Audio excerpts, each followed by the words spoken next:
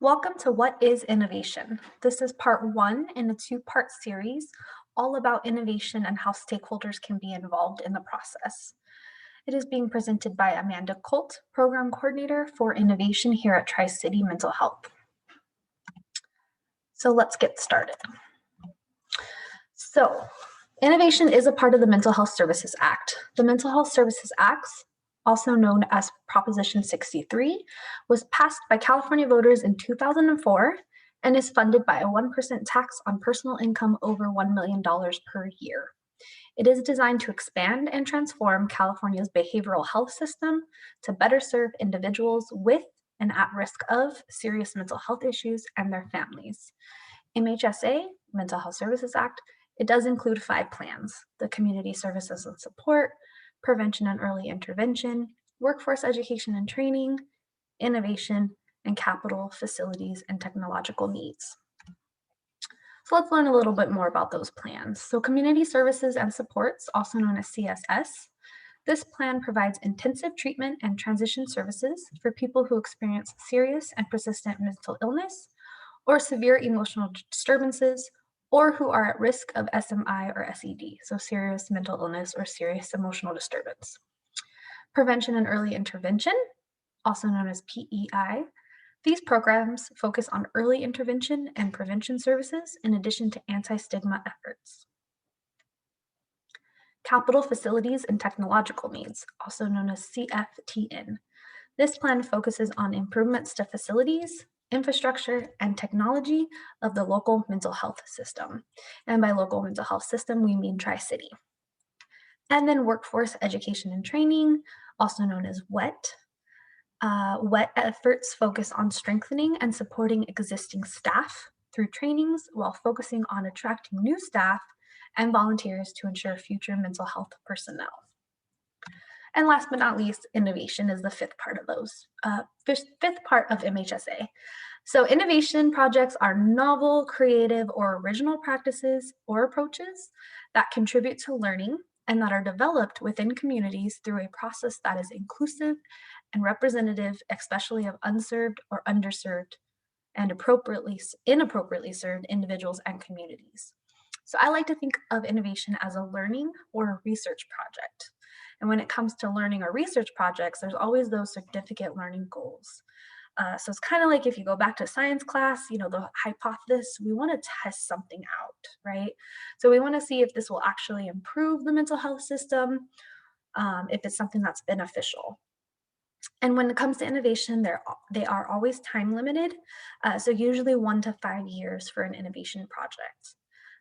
And along with the learning goals, we want to make sure we're focusing on a priority population.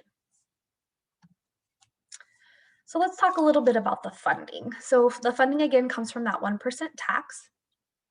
And Community Services and Support gets about 76% of all funding. Prevention and Early Intervention gets 19%, and of that 19%, 51% of it has to go to ages 0 to 25. So really targeting our youth and trying to get information out to them and reduce that stigma. Innovation gets 5%, and then Workforce Education and Training, along with Capital, Facility, and Technological Needs, are one-time funds, but they can also be replenished with funds from the Community Services and Support funds.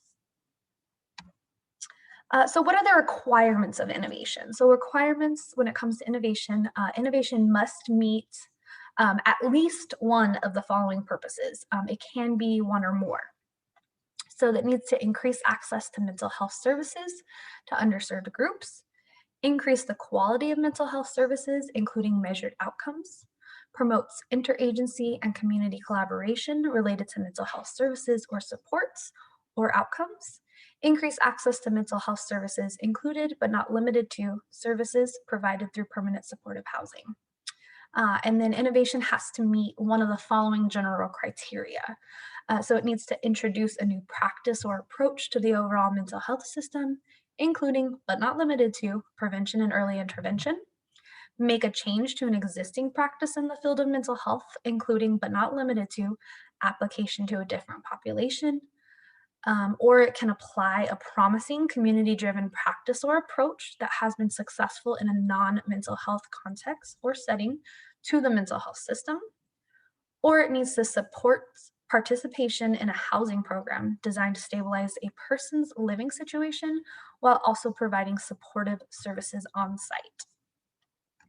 And so another thing when we're developing an innovation plan or project or idea, we do need to take into consideration the Mental Health Services Act standards. And the standards are as follows. So community collaboration, we need to make sure that it initiates, supports, and expands collaboration and linkages, especially connections with the system, with systems, organizations, healers, and practitioners not traditionally defined as a part of mental health care. It has to have cultural competency. So it needs to demonstrate cultural competency and capacity to reduce disparities in access to mental health services and to improve outcomes. It should be client-driven mental health system. So that includes ongoing involvement of clients and participants in prevention programs in roles such as, but not limited to, implementation, staffing, evaluation, and dissemination.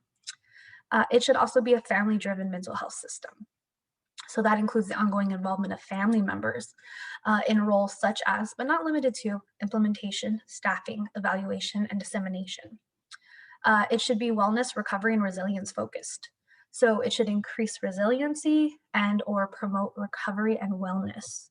And it should be an integrated service experience. So it should encourages and provides for access to a full range of services provided by multiple agencies, programs, and funding sources for clients and family members. So this is kind of the outline of an innovation plan, the timeline. So typically around September of every year, we have our MHSA stakeholder orientation. So that just introduces our stakeholders to the MHSA programs and kind of what the stakeholder purpose is when it comes to our different plans. Then we also usually launch our annual community planning survey around the same time. And this is a survey that collects information from our stakeholders on where there are needs or where there's lacking services in our community and what populations we see bigger needs for. And then for the 2021-2022 MHSA stakeholder orientation kickoff, we developed an innovation idea survey. So that survey is now live on our website, and that survey will be available year-round. And then we also typically have multiple work groups for innovation. So the first work group was Introduction to Innovation, which is also posted on our website for review, and this is kind of a condensed version of that. And then we will have work group number 2, number 3, and number 4 as needed to develop those innovative ideas and work through the needs in our community with our stakeholders. And then once we've settled on an idea or ideas, program coordinator will create a concept paper for review. So this is a little bit more detail on that project process. So once we have the idea going, the work group has determined that idea, the program coordinator has drafted that concept paper. The concept paper will get forwarded to the MHSOAC just for approval, just to make sure that we're on the right track. Once that happens, we will take it to stakeholders, have them approve the new innovation project or projects.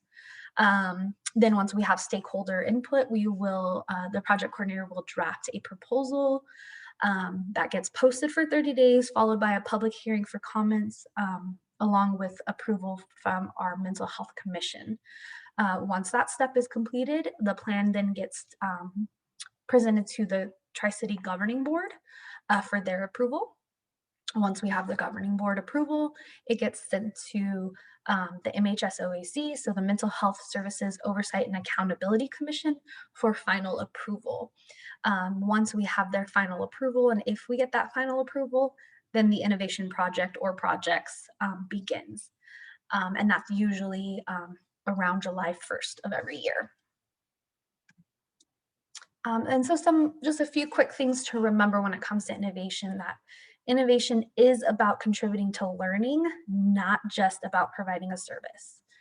So addressing an unmet need is not sufficient to receive funding under this component. We really need to have that learning component. It's vital to innovation. So innovation projects must propose a new approach to the overall mental health system or adapt an existing approach used elsewhere, which includes applying that approach to a different population, different setting, or a different community, or adopt a promising community-driven approach that has been successful in a non-mental health context. And again, evaluation is a key component of innovation. Projects must have those learning questions, and projects may not exceed 5 years.